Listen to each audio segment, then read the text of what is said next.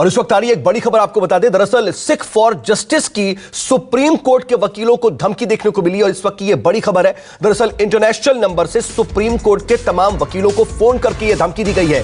Supreme court के तकरीबन 50 वकील ऐसे हैं जिन्हें फोन किया गया और फोन पर धमकी दी गई। बता दें कि सिख फॉर जस्टिस ने पीएम की सुरक्षा में चूक की जिम्मेदारी ली है। बीते दिनों जिस तरीके से पंजाब में सुरक्षा में चूक देखने को मिली थी प्रधानमंत्री नरेंद्र मोदी को, उसको लेकर के सियासी घमासान भी देखने को मिल रहा है। लेकिन सिख फॉर जस्टिस ने अब प्रधानमंत्री नरेंद्र मोदी की सुरक्षा में चूक की जिम्मेदारी ली है और इंटरनेशनल नंबर से सुप्रीम कोर्ट के अलग अलग वकीलों को फोन किया गया और सिख फॉर जस्टिस ने इंटरनेशनल नंबर से सुप्रीम कोर्ट के तकरीबन 50 वकीलों को फोन करके उन्हें धमकी दी है। साथ ही साथ सिख फॉर जस्टिस ने ही प्रधानमंत्री नरेंद्र मोदी की जो सुरक्षा में चूक देखने को मिली थी उसकी जिम्मेदारी भी ली है। बता दें कि इस पूरे मामले में सुप्रीम कोर्ट में भी सुनवाई हुई है। सुप्रीम कोर्ट में भी बाकायदा इसको लेकर के अब एक नई कमेटी गठित की गई है। लेकिन अब ये इस पूरे मामले में सिख फॉर जस्टिस की तरफ से फोन करके धमकी। प्रभाकर मिश्रा इस खबर पर मेरे साथ मेरे सहयोगी जुड़ चुके हैं। प्रभाकर, फोन में धमकी में क्या कुछ कहा गया है, किस तरह की बातें की गई है फोन पर?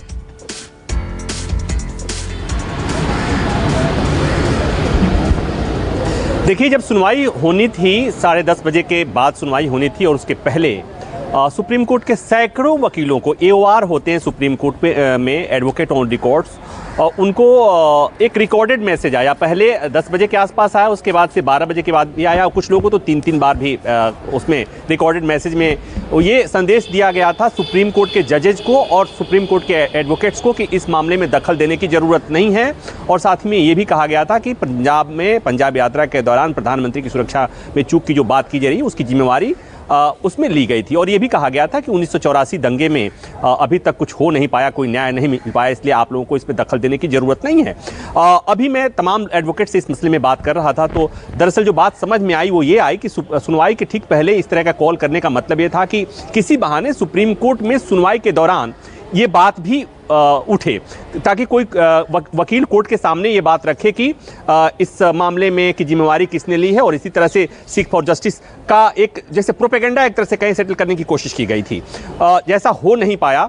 और साथ ही साथ ये भी कि इसी बहाने उस संगठन का नाम भी हो जाएगा, लेकिन ये सारी चीज़ें कहीं हो नहीं पाई हैं। वकीलों से मैं जो बात कर रहा था उन्होंने कहा कि ये कॉल आया जरूर था लेकिन हमें उस कॉल से बहुत वो नहीं है। लेकिन सुप्रीम कोर्ट की जो एडवोकेट ऑन रिकॉर्ड एसोसिएशन है या जो SCBA है, सुप्रीम कोर्ट की जो कमेटी वकीलों का संगठन है, उन्होंने कहा कि हम इस पर अपने स्तर पर देखेंगे लेकिन हमारे लिए इस कॉल का कोई बहुत महत्व नहीं है। तो सुप्रीम कोर्ट ने की जो सुनवाई हुई थी उस सुनवाई के दौरान इस पर कोई चर्चा नहीं है। सारी बातें कोर्ट के तो प्रतिबंधित खालिस्तानी संगठन है सिख फॉर जस्टिस और उसका जो सरगना है उसकी तस्वीरें भी गुरबंत सिंह संधू की भी आप तस्वीरें देख रहे थे। अब यह देखना होगा कि इस पूरे मामले आगे क्या होता है। लेकिन इस बीच एक और बड़ी खबर आ रही है। दरअसल राहुल गांधी ने बीजेपी पर एक बड़ा निशाना साधा है और राहुल गांधी ने यह कहा है कि नफरत को हराने का सही मौका है।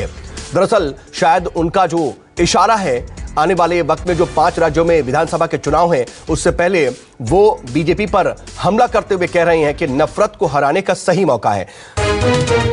राहुल गांधी ने क्या ट्वीट किया वो आपको दिखा रहे हैं। उन्होंने लिखा, नफरत को हराने का सही मौका है। जैसा कि हम आपको बता रहे हैं, राहुल गांधी दरअसल सीधा हमला बोल रहे हैं बीजेपी पर। वो कहते हैं, लगातार ये बात कहते रहे हैं कि बीजेपी के लोग नफरत फैलाने वाले हैं और उसको लेकर के वो अब ये ट्वीट करके भी ऐसा करते नजर आ रहे हैं। इन सबके बीच एक और अहम खबर आपको बता दें। दरअसल यूपी में कल से बीजेपी का टोली महासंपर्क अभियान शुरू होने वाला है। जी हां, 5 बीजेपी कार्यकर्ता लोगों के घर घर जाकर के लोगों से वोट मांगेंगे और विधानसभा चुनाव की एक तरीके से कैंपेनिंग का यह तरीका है। हर विधानसभा में यह महासंपर्क अभियान चलाया जाएगा। आचार संहिता लागू होने के बाद बीजेपी का यह पहला कार्यक्रम है और बीजेपी का जो यह कार्यक्रम है इसके तहत 5-5 लोगों की टोली बनेगी और लोगों के घर जाकर के लोगों से सीधे संपर्क किया जाएगा। बीजेपी के पक्ष में वोट डालने की बात इनसे की जाएगी। और जिस तरीके से 15 जनवरी तक इलेक्शन कमीशन ने किसी भी पदयात्रा या चुनावी रैली पर रोक लगा रखी है उसका तोड़ कहीं ना कहीं है, क्योंकि 5 लोगों के साथ जनसंपर्क की इजाजत मिली है और इसी तरीके से टोली महासंपर्क ये शुरू किया जा रहा है। बीजेपी की कार्यकर्ता अलग अलग जगहों पर जाएंगे, हर विधानसभा में लोगों के घरों पर पहुंचेंगे।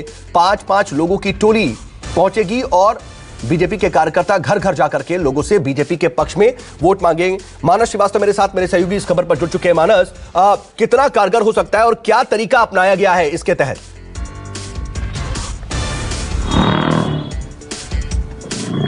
देखिए, चूंकि आचार संहिता लगने के बाद कई तरीके की पाबंदियां भी लागू हो गई हैं, इस लिहाज से भारतीय जनता पार्टी ये प्रयास कर रही थी कि वो अपने जनसंपर्क अभियान को अलग अलग हिस्सों में उसको डिवाइड कर दे।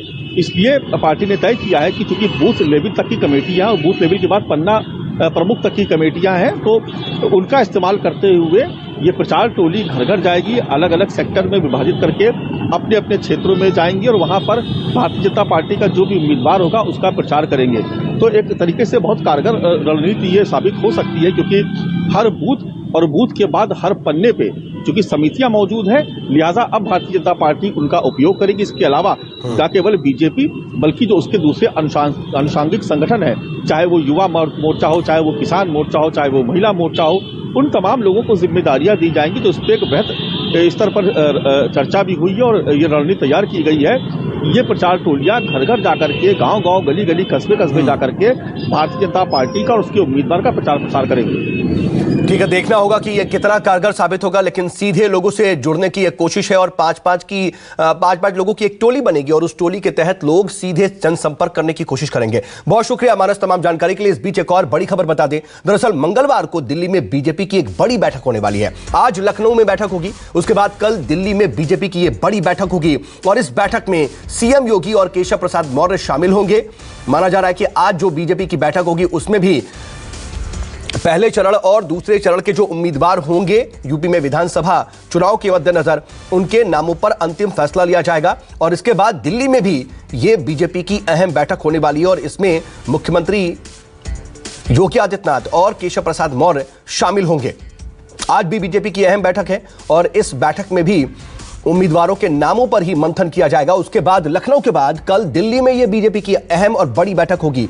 यूपी विधानसभा चुनाव और खासतौर पर 5 राज्यों में जो विधानसभा चुनाव की तारीखों का ऐलान हो गया है, सभी राज्यों में बीजेपी अपने उम्मीदवारों का मंथन तो करेगी, लेकिन यूपी पर खास फोकस है। कल जो दिल्ली में बैठक होगी उसमें मुख्यमंत्री योगी आदित्यनाथ और उप मुख्यमंत्री केशव प्रसाद मौर्य भी शामिल होंगे और खास तौर पर पहले और दूसरे चरण की जो वोटिंग होने वाली है उसको देखते हुए उसके उम्मीदवारों पर खास तौर पर मंथन होगा।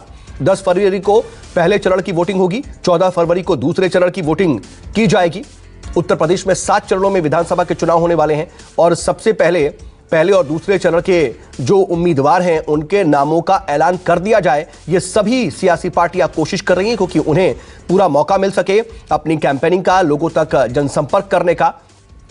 15 जनवरी तक वैसे भी किसी भी चुनावी रैली या पदयात्रा या फिर रोड शो पर रोक है। उसको देखते हुए पहले दूसरे चरण का चुनाव काफी ज्यादा अहम माना जा रहा है, क्योंकि 15 जनवरी के बाद अगर रोक हटती भी है तो भी इन उम्मीदवारों के पास बहुत ज्यादा समय नहीं होगा लोगों से सीधा जुड़ने या जनसंपर्क करने का। उस बीच में ही उनसे संपर्क करना होगा। मानस श्रीवास्तव मेरे साथ, मेरे सहयोगी इस खबर पर जुड़ रहे हैं। मानस, आज भी लखनऊ में देखिए एक बड़ी बैठक होने वाली, उसके बाद कल दिल्ली में भी बैठक होगी, उम्मीदवारों के नाम पर अंतिम मोहर लगेगी।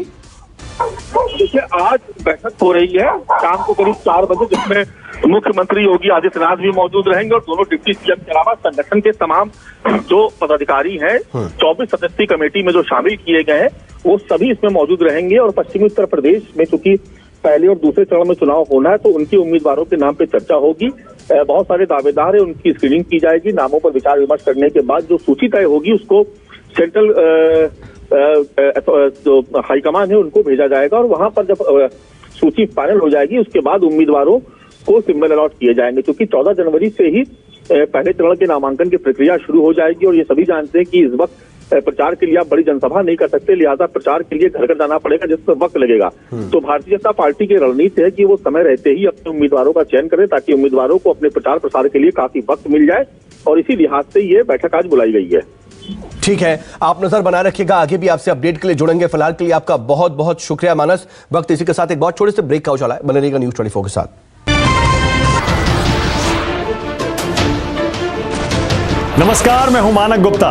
अगर आपको हमारा ये वीडियो पसंद आया हो तो इसे लाइक और शेयर जरूर करें और हां, हमें सब्सक्राइब और फॉलो करना ना भूलें ताकि आप देश और दुनिया की कोई खबर मिस ना करें।